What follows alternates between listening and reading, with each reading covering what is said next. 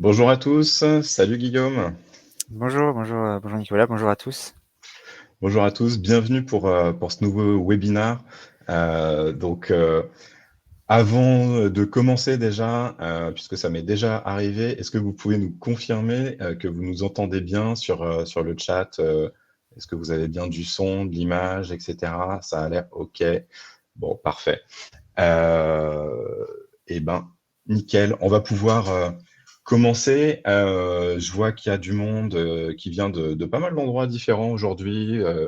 Je vois qu'il y a du monde, bon, bien sûr, qui vient de France. On a des personnes qui se connectent de Belgique. On a du monde qui vient d'Espagne. Je vois des gens d'Israël, d'Indonésie, Madagascar, etc. C'est cool. Donc, il y a du monde un peu partout. On attend aujourd'hui, il y a pas loin de 200 personnes qui se sont inscrites à cet événement. Donc, ça fait plaisir. Vous êtes de plus en plus nombreux à vous inscrire et à participer à ces webinaires. Donc, c'est chouette. Par curiosité, est-ce que vous pouvez nous dire sur le chat comment est-ce que vous avez entendu parler de ce webinaire? Est-ce que c'était sur notre site? Est-ce que c'était sur LinkedIn? On en a un peu parlé sur LinkedIn. OK, Engage pour certains. La newsletter, OK, newsletter, OK.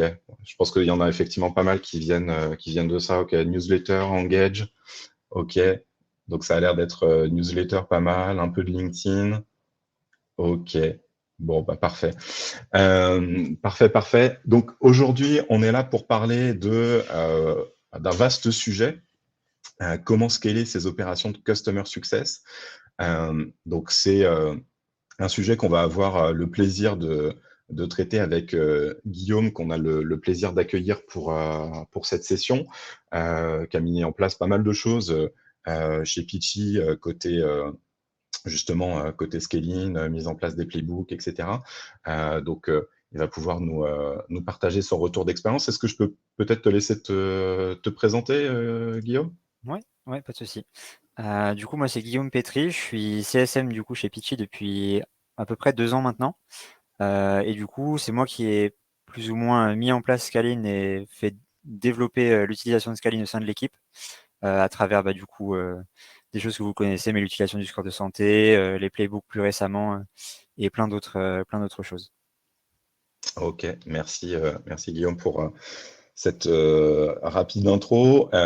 Oui, un truc que j'ai pas précisé, l'objectif c'est pas de faire quelque chose qui soit uniquement descendant. Donc au-delà du chat, vous avez un petit module en bas à droite de votre écran, c'est le bouton qui est juste à gauche du chat qui vous permet de poser vos questions. Je vous engage plutôt à utiliser d'ailleurs cette partie-là qui est plus simple pour nous à utiliser en tant que modérateur, on va dire, pour retrouver facilement vos questions et pouvoir les traiter. Puis on s'arrêtera comme ça à différents moments de la présentation pour rebondir justement sur vos questions et y répondre et faire en sorte que ce soit le plus interactif possible. Euh, Juste du coup, quelques mots pour me présenter. Donc certains d'entre vous me connaissent, on a pu, je pense, échanger avec certains. Pour les autres, du coup, donc Nicolas, je suis le cofondateur de Scalin. Et Scalin, donc c'est ce qu'on appelle une Customer Success Platform. Donc c'est pas l'objet, donc vous inquiétez pas, je vais pas en parler pendant des heures. Mais pour expliquer à ceux qui ne sauraient pas exactement ce que c'est une Customer Success Platform, une Customer Success Platform, c'est un outil qui vient prendre, vous allez dire, le relais du CRM traditionnel après la vente et qui vous permet d'avoir une centralisation de toutes vos informations clients sur tous les points de contact. C'est-à-dire que ça vous permet de suivre avec qui vous avez échangé, que ce soit par mail, via le support, qui s'est connecté sur votre outil, qu'est-ce qu'il a fait avec votre outil, etc. Et donc d'avoir des informations qui auparavant étaient un peu dispersées dans différents outils, les retrouver dans une vision centralisée sur une plateforme. Deuxième point, une fois qu'on a mis en place cette vision 360, on va calculer ce qu'on appelle un score de santé qui va permettre de détecter les clients qui ont potentiellement besoin de votre aide. C'est-à-dire que ce n'est pas forcément les clients qui sollicitent votre support en permanence, contrairement à ce qu'on croit parfois, qui sont les clients les plus problématiques, puisque ces clients-là, c'est des clients qui finalement continuent à interagir avec vous et essayent, qui des fois peuvent avoir des difficultés, mais essayent. Et à côté de ça, il y en a qui sont en perte de vitesse, qui n'utilisent plus votre outil, qui parlent plus suffisamment à vos équipes, etc. Et donc, cela, vous voulez les détecter, c'est le rôle du score de santé. Et puis, troisième point, c'est tout ce qui est playbook, alerting. Donc, c'est tout ce qui tourne autour de l'automatisation et de la scalabilité des process. Et donc, c'est spécifiquement de ce point-là qu'on va discuter avec Guillaume aujourd'hui. Je vais pas préciser, on est ensemble à peu près pour jusqu'à probablement 3 heures moins le quart, quelque chose comme ça. Voilà, donc schématiquement, peut-être une petite demi-heure de présentation et puis vos questions qu'on va prendre au fil de l'eau. Voilà, et donc ça va nous amener à quelque chose comme 45 minutes ensemble. Euh, Peut-être pour commencer, Guillaume, est-ce que tu peux nous parler un petit peu de Pitchy pour ceux qui ne vous connaîtraient pas, nous présenter un petit peu la boîte, les typologies de clients avec lesquels vous bossez? Oui, tout à fait. Alors pour les personnes qui viennent du salon Engage Paris, je pense que cette slide, vous l'avez déjà vue. Mais pour les autres, en tout cas, je vais la représenter très rapidement. Vous inquiétez pas, c'est pas la même présentation que lors de l'événement. On a changé quelque chose quand même. Du coup, pour une rapide présentation de Pitchy, du coup, c'est une startup qui a maintenant qui a 10 ans. Du coup, on est plus sur une scale-up, voire une entreprise tout court. Mais du coup, c'est une plateforme SaaS avec une application mobile qui permet de créer des vidéos professionnelles pour les entreprises. Donc, c'est utilisé par tous les services d'une entreprise. Ça peut être la communication interne, externe, des RH, des commerciaux. C'est vraiment utilisé par toutes les branches d'une entreprise. Et du coup, on a des clients qui se trouvent majoritairement dans le CAC 40, mais on a aussi des clients SMB, donc des clients plus petits également. On est à peu près 80 collaborateurs en ce moment même. Et au niveau de l'équipe CSM, du coup, on est une équipe de 12 CSM avec en complément 2 personnes qui gèrent le support et donc les demandes clients entrantes. Ok. Et aujourd'hui, en client, tout client confondu, SMB et client grand compte, vous gérez quoi? C'est à peu près un millier de comptes, l'ordre de grandeur, c'est ça? C'est à peu près ça. C'est à peu près ça. On a à peu près, on va dire, 800, 900 grands comptes, équipe de grands comptes en tout cas, et à peu près, un peu moins de SMB additionné à ça, du coup sans accompagnement client, mais on va le voir juste après. Ok, ça marche. Bah oui, justement, effectivement, tu peux peut-être nous présenter euh, Ouais. cette partie segmentation Euh, de vos comptes. Exactement. Pour la segmentation de nos clients, donc ça c'est la segmentation qu'on avait il y a à peu près 1 an et demi. Elle a un petit peu changé, même si elle reste dans la globalité très similaire. Du coup, pour nos clients, on les sépare en 3 catégories. Donc on a les clients high touch, c'est les clients avec le plus gros MRR concrètement et les plus importants. On a les clients mid touch qui sont entre du coup les clients high touch et les clients low touch. Et du coup, on a les clients low touch qui sont principalement les SMB et les clients avec le plus bas MRR. Du coup, pour les différencier, ces clients-là, les clients high touch, on peut le voir qu'on a des points de contact réguliers avec. On fait des actions proactives et personnalisées sur les utilisateurs de nos clients high touch. Et on a un accompagnement qui est entièrement personnalisé pour ces clients-là.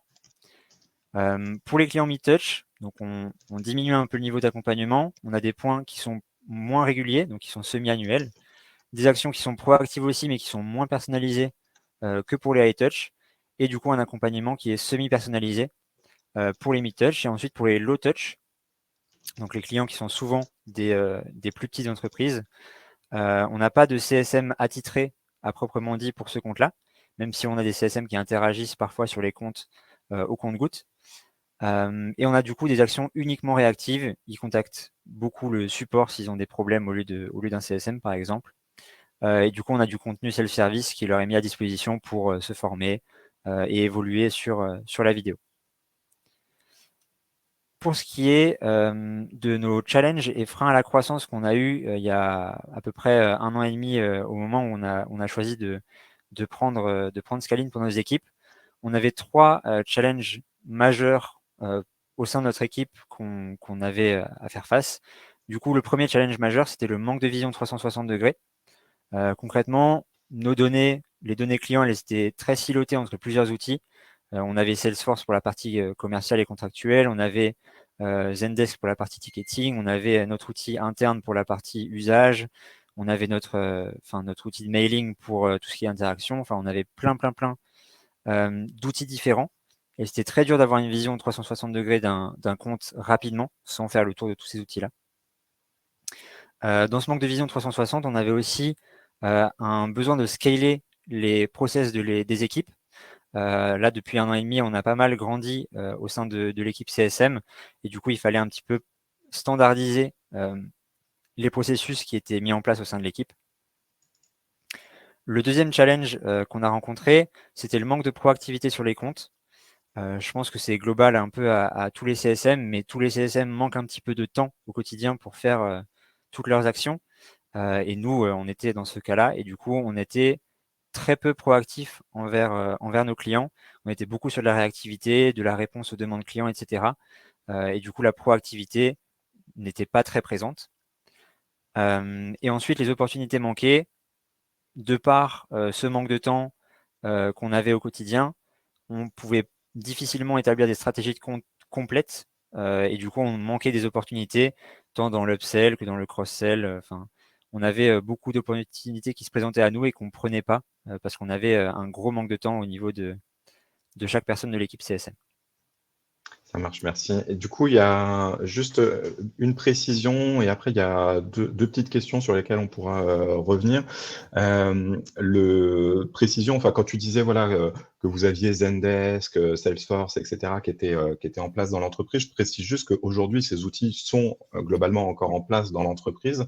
En fait, finalement, Scaling va apporter plus de liens, on va dire, entre ces éléments et faire en sorte que justement des données qui auparavant étaient silotées dans différents environnements, en fait, soient centralisées et qu'on arrive à faire en sorte que les outils puissent se parler les uns avec les autres et casser cette notion de silo qu'on peut avoir à la fois en termes d'équipe et en termes d'outils sur toute l'activité post-sales. Voilà, je voulais juste préciser ça pour que ce soit clair pour tout le monde. Il y a deux questions. Il y a Quentin, alors on y a répondu un peu tout à l'heure, peut-être que tu peux repréciser, qui demande combien de comptes à suivre. Donc peut-être du coup dans les comptes qui sont suivis, savoir combien vous en avez. Et Nathan qui posait la question aussi de savoir si le MRR était l'unique critère de segmentation actuellement. Ouais. Alors pour répondre à la question de Nathan, je pense que c'est à peu près global à toutes les boîtes SaaS, mais du coup, on catégorise nos clients en termes de MRR et aussi en termes de durée d'engagement. Donc plus ils sont engagés longtemps, plus ils sont suivis concrètement. Et pareil pour le MRR, plus ils ont un MRR élevé, plus ils sont suivis par les CSM. Et du coup, pour la deuxième question, combien de comptes à suivre? Du coup, nous, on a à peu près 900 plus ou moins clients grands comptes qu'on suit. Et du coup, ça fait à peu près une cinquantaine de clients à gérer par CSM, ce qui est pas mal quand on doit faire de l'accompagnement personnalisé. Et donc, c'est aussi pour ça qu'on manquait beaucoup de temps pour faire des actions proactives sur ces comptes-là. Ok, ça marche. Je pense que du coup, Marie, on répondra à ta question, à mon avis, dans les slides suivantes, justement, quand Guillaume va rentrer dans le détail des playbooks. Justement, donc, les playbooks, c'est l'avantage et l'inconvénient de pouvoir passer les slides tous les deux, c'est que ça fait deux Il y a fois des petits ratés parfois, exactement. qu'on les passe au même moment. Mais du coup, pour qu'on s'entende sur ce qu'est un playbook, c'est un scénario automatisé où vous allez avoir une condition de déclenchement. Et cette condition de déclenchement va permettre d'enchaîner derrière différentes actions. Euh, les actions, ça peut être envoyer des notifications, envoyer des mails en mode full automatique ou avec le contrôle du CSM. Ça peut être changer des informations sur le client, notamment liées à sa segmentation, etc., etc. Donc, bref, différents types d'actions. Et une condition de déclenchement, c'est quoi? C'est j'ai un client qui rentre, qui a un score de santé à risque, je déclenche un trigger, je déclenche un playbook, j'ai un renouvellement qui arrive à échéance, c'est une condition de déclenchement. J'ai pas d'utilisation sur ma plateforme, c'est une condition de déclenchement, etc., etc. Donc une condition de déclenchement et derrière, je vais orchestrer toute une série d'actions. Donc maintenant que c'est fait, je passe à la slide suivante. Oui, j'y vais. Ça marche. Et du coup, je te laisse présenter un peu les playbooks que vous avez mis en place justement. chez Pitchy? Oui, tout à fait. Alors, donc pour quelques exemples de playbooks qu'on a mis en place chez Pitchy, donc ça va être des playbooks un peu généraux que je vais présenter là.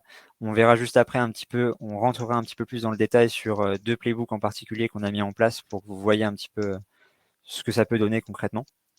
Mais pour la globalité de la chose, on a mis en place pas mal de playbooks chez Pitchy qui vont nous permettre d'automatiser et justement de gagner du temps sur les actions qu'on fait au quotidien en tant que CSM. Et du coup, ces playbooks-là, on les a aussi séparés entre les différents niveaux d'accompagnement. Du coup, pour les playbooks qu'on utilise pour les clients high touch, donc les clients avec l'accompagnement le plus complet, on utilise le playbook pour organiser des points de suivi, donc pour envoyer des mails aux clients pour organiser des points de suivi, pour faire des mailings personnalisés selon l'usage ou non de la plateforme, et aussi pour alerter les CSM lorsqu'il y a peu d'interaction avec le client et lui rappeler que il faut concrètement interagir avec ce client-là. Pour les clients mid-touch, donc les clients entre les deux, pareil, organisation de suivi semi-annuel cette fois-ci. Le mailing, cette fois-ci, il ne sera pas entièrement personnalisé, mais il sera semi-personnalisé selon l'usage de la plateforme. Et on a aussi tout le processus d'onboarding qui va être automatisé pour les clients mid-touch. Donc, on va avoir des créations de tâches automatiques, on va avoir des relances automatiques qui vont être faites aux clients, etc. etc. Pour les clients low-touch, donc là où on n'a pas forcément d'accompagnement spécifique pour ces clients-là, on a quand même mis en place des playbooks, cette fois-ci entièrement automatisés. Donc là, on a mis en place des relances automatiques suite à l'inactivité des utilisateurs. Donc s'ils ont par exemple des questions sur la plateforme, s'ils ont besoin d'aide ou quoi que ce soit. Et on a mis en place aussi un mailing automatique suite à la première vidéo. Donc le client réalise sa première vidéo, on lui envoie un petit mail de félicitations et on lui demande comment s'est passée sa création de première vidéo. Chose qui est faite plutôt de façon personnelle pour les clients high touch et mid touch. Ici, c'est fait automatiquement du coup pour les clients en low touch. Pour du coup des exemples concrets de 2 playbooks, donc là on va avoir le premier playbook qui va être sur l'usage, donc la stimulation de l'usage de la plateforme, et on verra juste après un autre playbook sur les interactions. Du coup là on voit concrètement c'est des captures d'écran de Scaling directement. Donc là on voit le paramétrage un petit peu du playbook de la stimulation de l'usage, et ensuite à droite vous voyez à quoi va ressembler plus ou moins le playbook, sans rentrer exactement dans les détails, mais en restant assez généraliste. Du coup, pour le paramétrage du playbook, ici, on a choisi un trigger, donc une condition de déclenchement, qui est donc pas d'utilisation de la fonctionnalité génération de vidéos HD depuis 1 mois. Donc tout ça, c'est des choses qui sont entièrement personnalisables. Donc on a choisi ce trigger-là, on a personnalisé un petit peu ce trigger-là en disant qu'on veut uniquement des clients dans les stages, enfin dans les étapes de vie qui suivent, donc la trial, kick-off, onboarding, run ou renew. Dans le profil client CSM classique et du coup, uniquement que ce playbook se lance uniquement pour les clients en low touch, donc sans vrais accompagnements derrière. Donc ça, c'est pour la condition de déclenchement. Pour les actions qui suivent cette condition de déclenchement, concrètement, donc ici, on a donc la notification du CSM, s'il y a un CSM attitré à ce compte-là. On a également, chez Pitchy, on a choisi de toujours donner la main au CSM pour valider les actions. Donc, à part pour les clients vraiment sans accompagnement, de vraiment obliger le CSM à valider l'action ou non, en fonction de si le client veut être contacté ou non. Donc, on a toujours cette action-là pour les clients avec un CSM. Et ensuite, ici, on a une séparation concrètement entre les clients high touch et les autres, donc les clients mid et low touch, où on va avoir des mails du coup différents selon la catégorie du client. Et ici, on voit qu'on a encore une séparation en français et en anglais. On a des clients français, enfin des clients français et des clients anglophones. Du coup, on sépare encore une fois les deux, et tout ça, c'est du coup défini par Scaling dans la plateforme en dehors des playbooks. Ok, ça marche. Est-ce que je te laisse peut-être... attends, il y avait quand même une question qu'on peut prendre là à la volée. Après, je te laisserai peut-être présenter le second playbook. Et il y a Oriane, salut Oriane, qui nous demande pour le segment 100% automatique, qui est honneur de ce segment, les PMM, donc comme Product Marketing Manager, j'imagine, ou les CSM. Est-ce que tu veux répondre sur cette partie-là? Ouais. Pour le segment 100% automatique, en fait, il n'y a pas de CSM attitré à ces comptes-là. En fait, le CSM attitré, ça va être l'équipe support. Donc en gros, si les clients répondent à ces mails-là, ça va être le support qui va recevoir la réponse et qui va pouvoir leur répondre directement. Donc c'est pas des PMM, même si je ne sais pas exactement ce que ça veut dire, mais peut-être que ça veut dire la même chose que l'équipe support, mais en tout cas, c'est notre équipe support qui se charge de répondre à ces clients-là. Je pense que PMM, c'est quand c'est rattaché au produit. C'est possible. Enfin, arrête-nous, Oriane, si on se trompe. Ça marche. Est-ce que il y a pas mal de questions. Peut-être que, allez, on va continuer peut-être sur les questions et après on passe du coup Ouais. sur l'exemple suivant.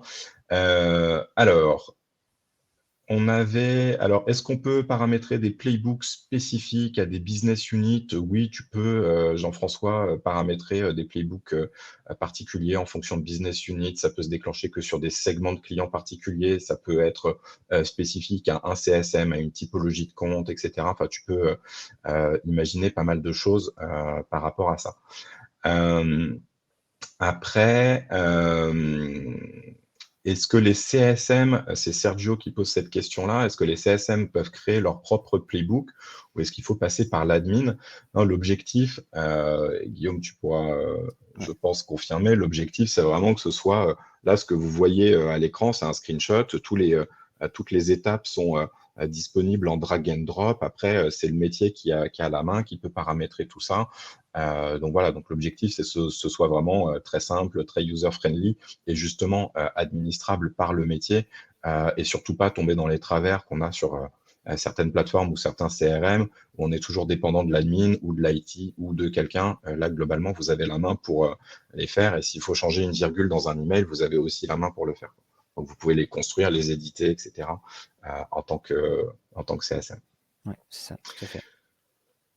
Et après, du coup, il y avait des questions. Alors, c'est peut-être un peu précis pour qu'on l'explique, Daniela, sur comment est-ce qu'on gère le multilingue de manière plus détaillée.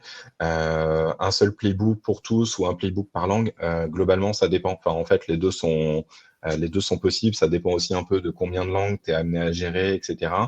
Mais souvent, ce qu'on va faire, c'est que, en fait, dans les playbooks, finalement, quelle que soit la langue, tu vas avoir les mêmes tâches à faire, etc. Donc, souvent, on va privilégier le un playbook. Et à l'intérieur de ce playbook, à un moment, on va faire ce qu'on appelle des split and merge. C'est-à-dire qu'on va ouvrir des branches en disant, bah voilà, si c'est français, je lui envoie ce mail-là. Si c'est anglais, c'est ça. Si c'est espagnol, c'est ça. Hop. Et après, je reviens sur mon tronc commun et je continue à dérouler mon playbook. Voilà, donc j'espère que ça répond à ta question. Et dernière que je prends là, à la volée, Alice qui demande les playbooks sont du mailing exclusivement, pas de chat. Alors non, c'est pas du chat. Après, c'est pas forcément que de l'email, c'est-à-dire que dans un playbook, ça peut être de l'assignation de tâches, ça peut être de l'alerting où on vous envoie une notification par mail ou sur Slack pour vous prévenir qu'il s'est passé tel ou tel truc. Ça peut être des changements de statut sur un client, ça peut être des mails automatiques, des mails semi-automatiques qui sont soumis à l'approbation du CSM.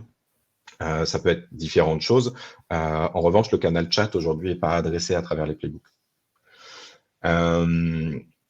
Du coup,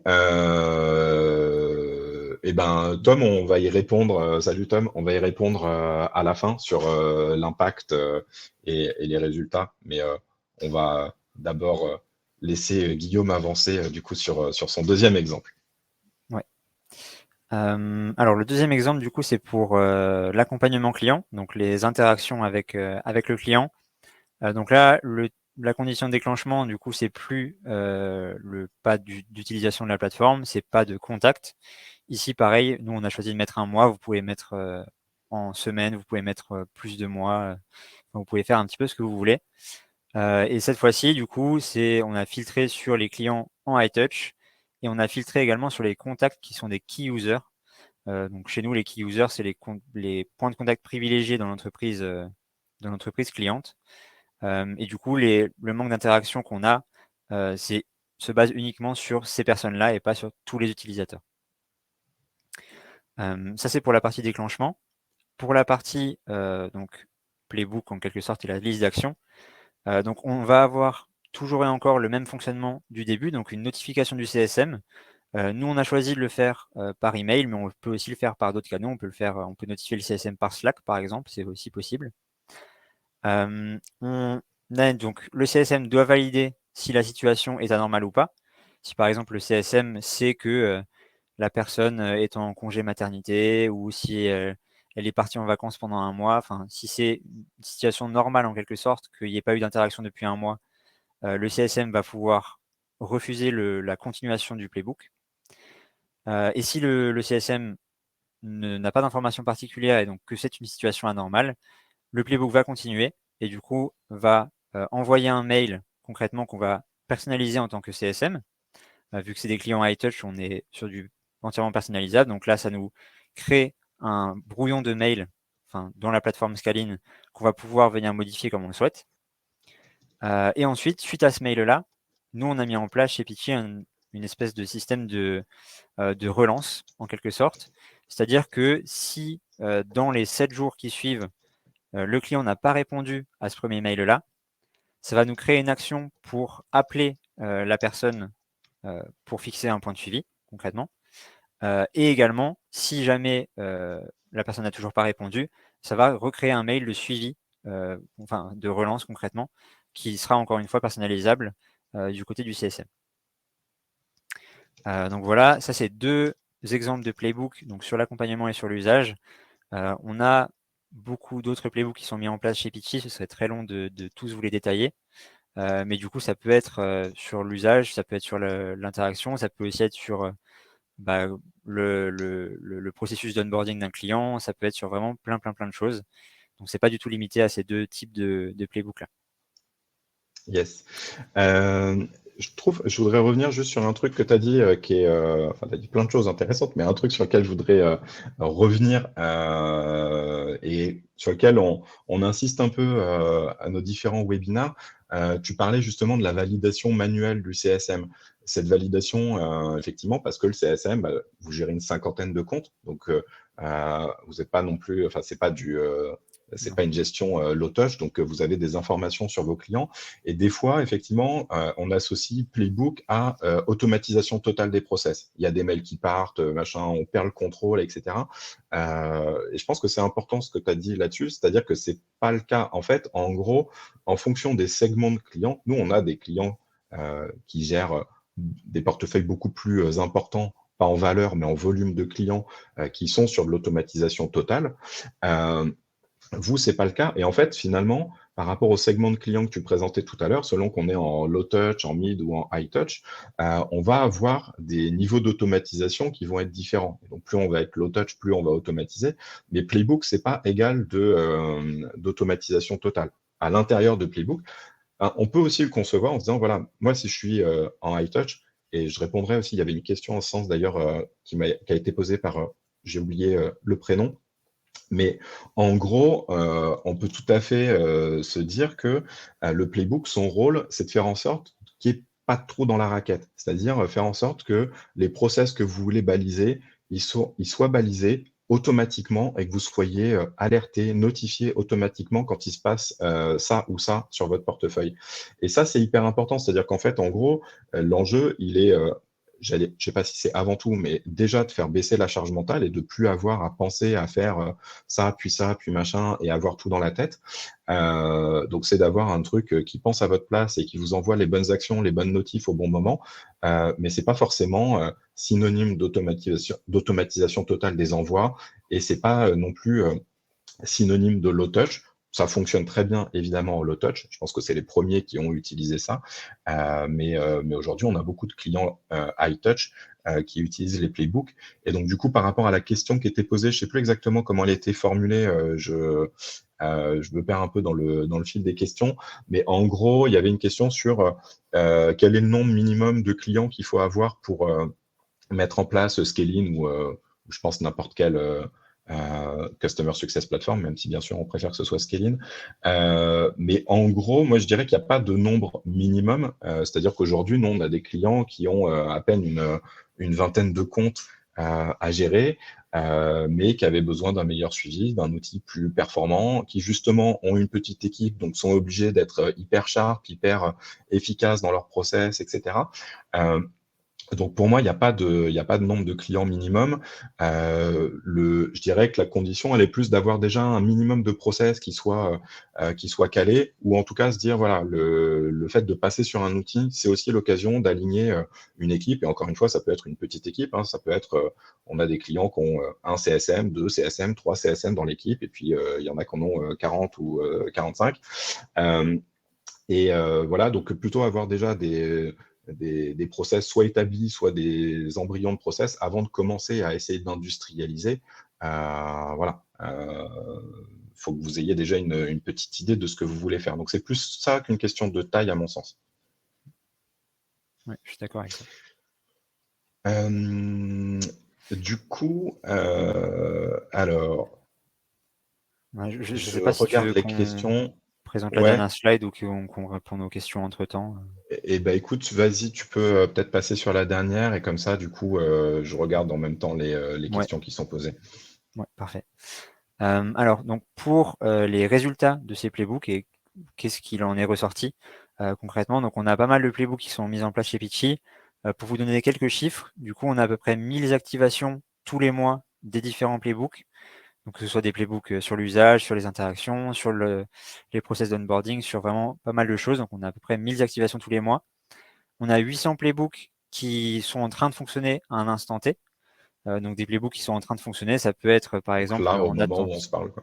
Voilà, au moment où on se parle, mais ça peut être en attente d'une validation du CSM, ça peut être en attente de la réponse d'un client sur un mail, par exemple. Ça peut être plein de choses différentes, mais il y en a 800 qui tournent en ce moment même et au fil du temps. Il y a plus de 300 mails semi-automatisés qui partent tous les mois. Donc il y en a un peu plus si on compte les automatisés et les personnalisés avec, mais en termes de mails semi-automatisés, on en a à peu près 300 qui partent tous les mois. En termes d'utilisateurs inactifs qui ont été réactivés, du coup, c'est à peu près 23% des utilisateurs qui ont du coup repris l'usage de la plateforme Pitchy alors qu'ils ne l'avaient pas fait depuis quelques temps. Et ensuite, les deux derniers, du coup, moins techniques, on va dire, mais c'est plus global. Donc, on a réussi à standardiser des processus et à les simplifier aussi pour toute l'équipe CSM à travers, du coup, ces playbooks-là. Et on a aussi, et c'est la chose principale, on va dire, on a un énorme gain de temps sur toutes les tâches quotidiennes de l'équipe CSM, ce qui nous permet, du coup, d'être plus proactif sur les comptes, d'avoir un meilleur accompagnement, aussi un accompagnement plus personnalisé sur les comptes les plus importants. Donc c'est vraiment un gain de temps énorme sur plein de choses qu'on arrivait à faire auparavant difficilement et que maintenant on s'est fait en quelque sorte à notre place, avec notre validation bien sûr, mais à notre place pour ces choses-là. Donc énormément de bons résultats pour ces playbooks et pour Scalin en général. Ça marche. Bah, merci beaucoup, Guillaume, pour ce témoignage et toutes les infos que tu nous as partagées. Du coup, on a encore quelques questions qu'on va pouvoir prendre.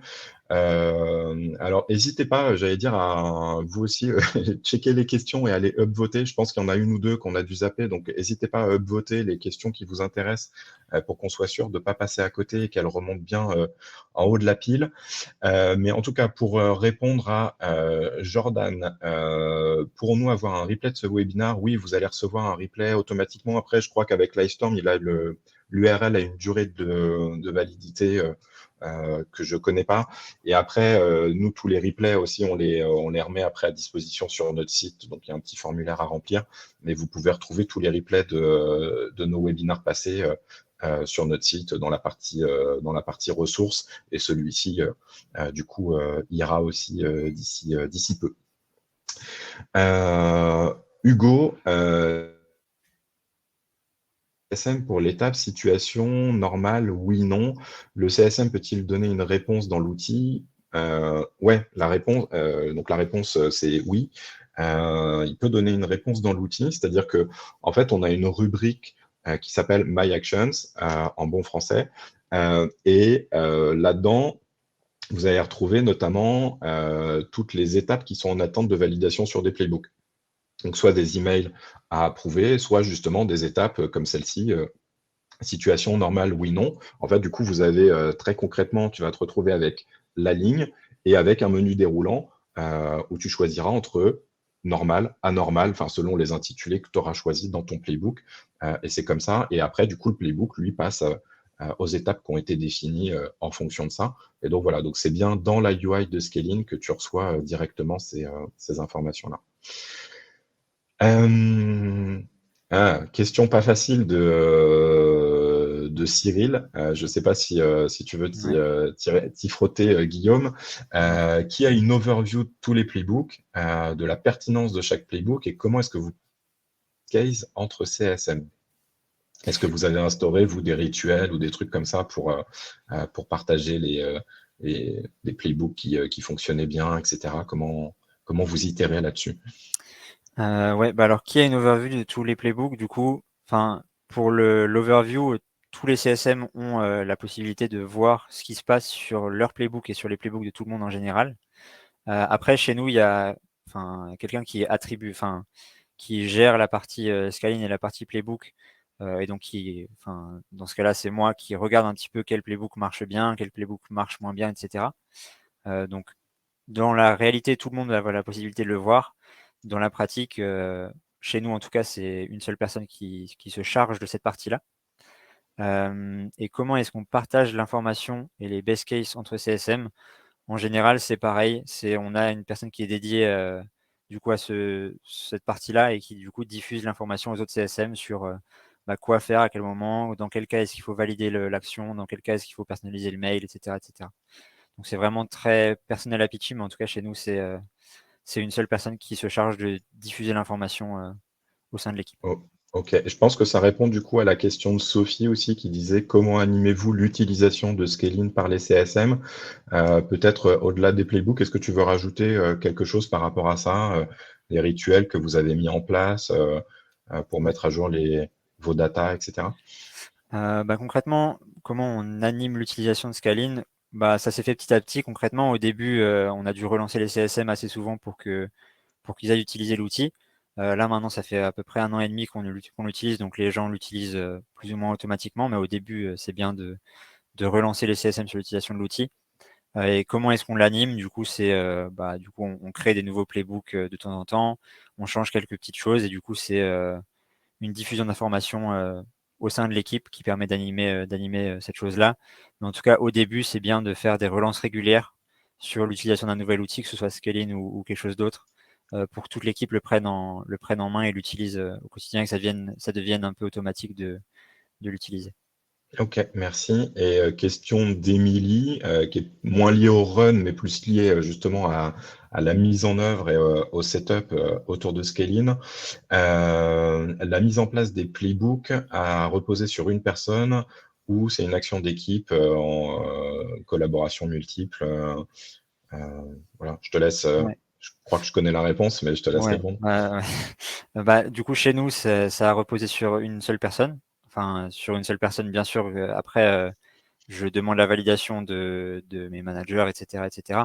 Mais du coup, c'est moi qui ai créé la majorité des playbooks, qui les ai fait valider ensuite, qui ai itéré dessus.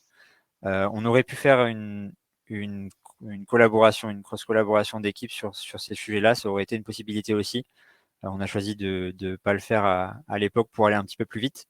Ça prend énormément de temps de faire en général des brainstorming d'équipe sur ces sujets-là, etc. Donc on a choisi d'aller plus vite et de dédier le sujet à quelqu'un.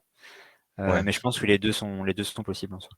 Mais en tout cas, ouais, partage d'informations au sein de l'équipe, mais globalement, la mise en œuvre opérationnelle, c'était vraiment toi.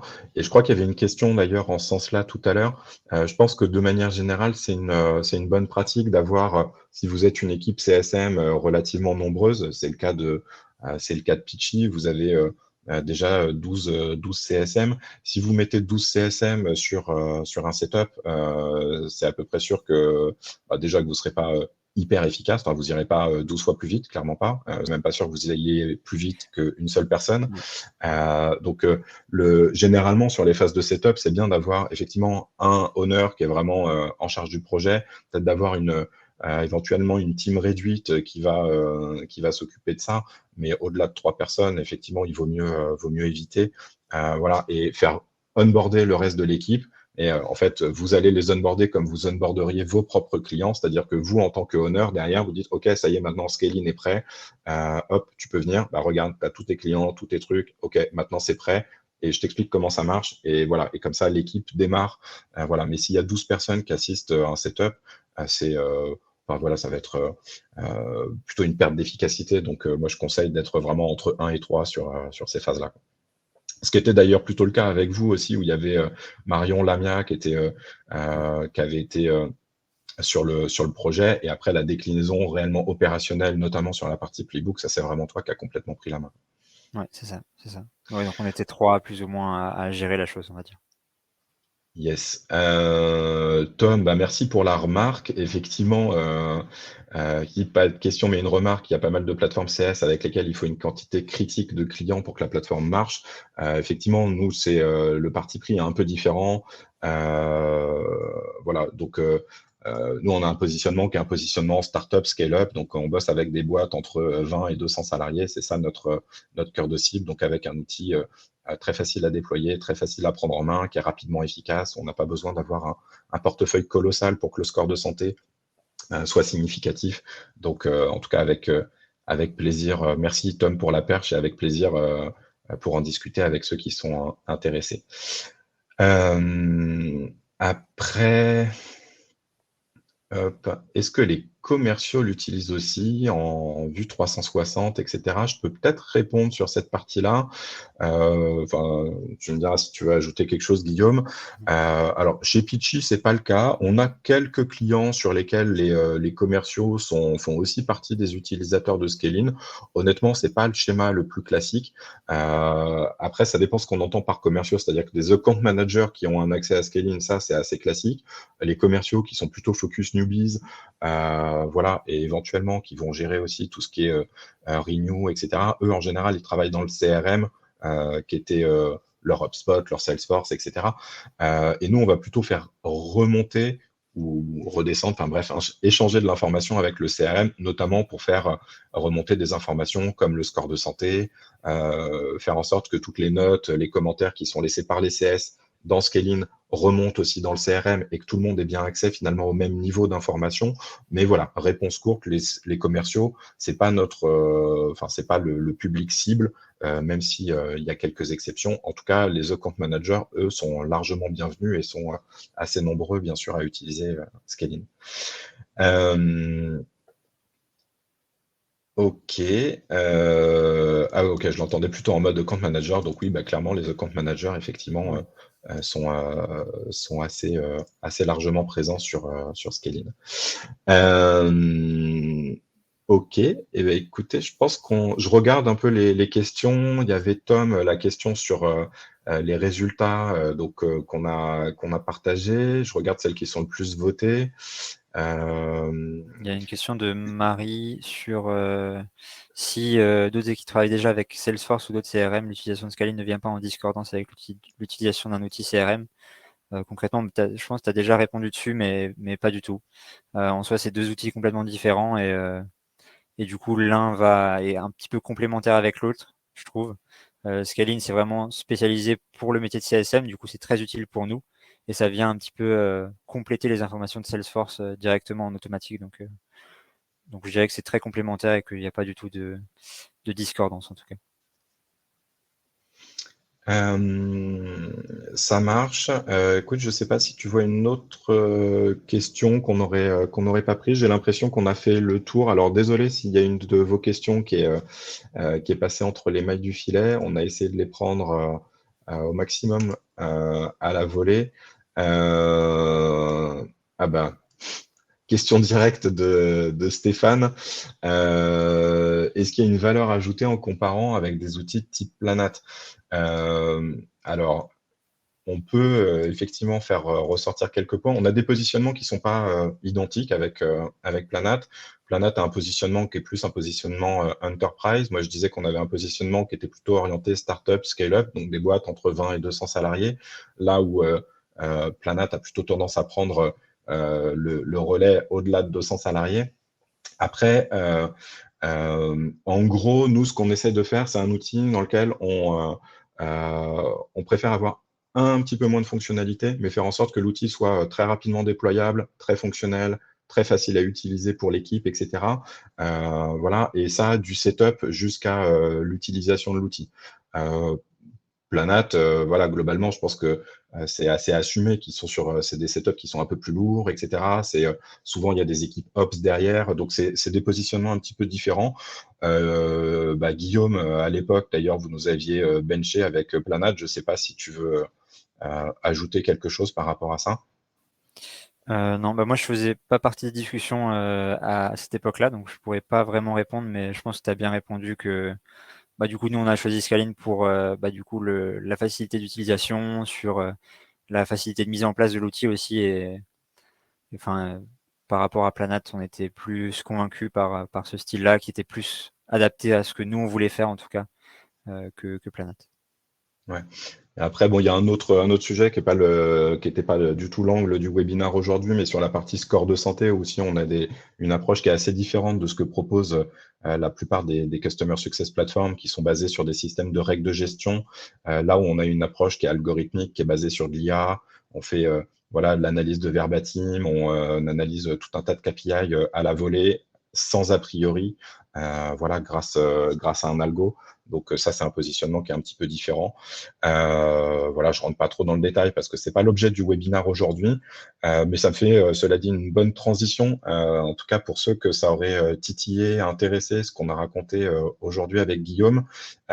Si vous souhaitez aller plus loin, n'hésitez pas à aller prendre rendez-vous. J'ai vu 2-3 meetings qui étaient tombés pendant notre discussion. Donc n'hésitez pas à aller sur notre site, prendre rendez-vous pour voilà, qu'on fasse connaissance, éventuellement organiser une démo, etc.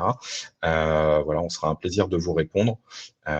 Et voilà, écoutez, je pense qu'on a fait le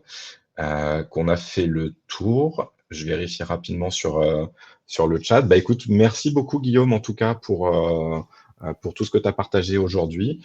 Pas de souci. Et puis, merci à tous ceux qui étaient présents aujourd'hui. Merci. On a eu plein de questions. C'était hyper chouette de fonctionner comme ça, plus que d'habitude. Donc c'est cool. Merci à tous pour votre participation. Et puis, écoutez, à une prochaine. Encore une fois, n'hésitez pas à checker les webinars qui sont en ligne, nos prochains webinars. On en a un prochain, justement, on va parler d'IA, notamment avec comment est-ce qu'on peut coupler ChatGPT et les IA génératives avec une plateforme de Customer Success. Donc, s'il y en a que le sujet intéresse, c'est début juillet de mémoire. Donc voilà, donc n'hésitez pas à jeter un œil sur notre site pour regarder ça. Et puis, écoutez, encore une fois, merci à tous. Bon après-midi. Merci Guillaume. Merci à tous, merci Nicolas.